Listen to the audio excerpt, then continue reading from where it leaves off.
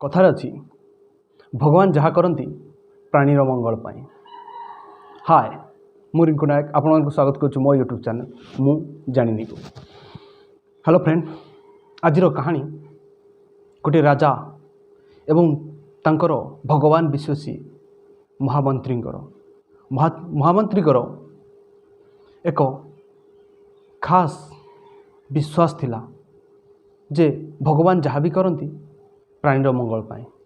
सेतबेले जहाँ भल हो कि जहाँ खराब हो से सब बेले यही शब्दटी उच्चारण करते जे भगवान जहाँ करती प्राणीर मंगल पाए।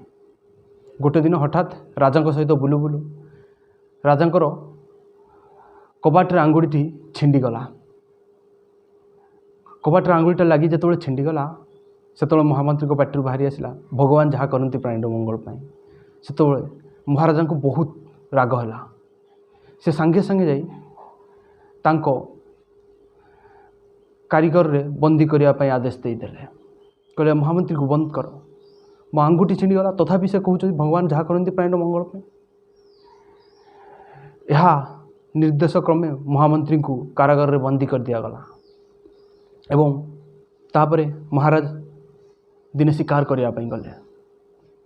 जितेबाला महाराज शिकार करने गले हठात सेठिकार किसी आदिवासी उठेकी नहीं गले, तांको बलि देवाई नहीं गले एवं सेठार जाई जितेबाला बलि देवाई राजा को सोड़ी उपरे चढ़ाई से समय देखिले जे तांको आंगुठीटा खंडिया हो जाइए।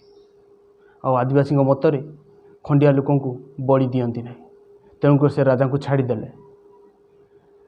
छाड़ी दे सारा पर से सीधा आसी महामंत्री पाखे आगे पहुँचले। कहले महामंत्री को जल्दी जेल काढ़ी आण। महामंत्री को जो कारागार रू काढ़ी आणागला महामंत्री कहले भगवान जहाँ करती प्राणीर मंगल पाए है।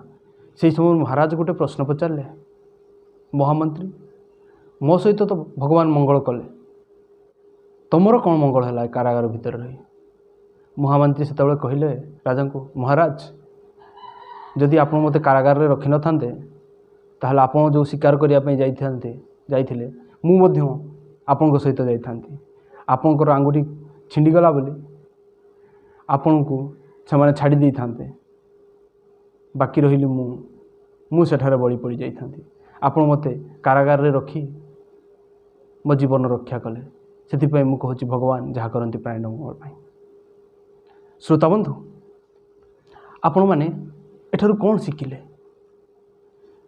बेले बेले किसी एमिति परिस्थिति आसे जो परिस्थिति आमको विब्रस कर दिए एवं लगे ये सिचुएसन आम सहित कहीं है, ए परिस्थिति आम सहित कहीं है। किंतु समय क्रमे जना पड़े जे जहाँ भी होता बहुत भल है।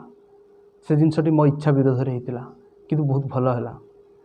तेणुक आमे आम जीवन में जहाँ भी करिबा भगवान को समर्पण हो करिबा एवं जहाँ न होउची ताकू आम जीवन में स्वीकार करिबा। कहीं भगवान सबु बेले आपन को पई आ गोटे दरबार आ गोटे कबाट खोला कर रखि थांती।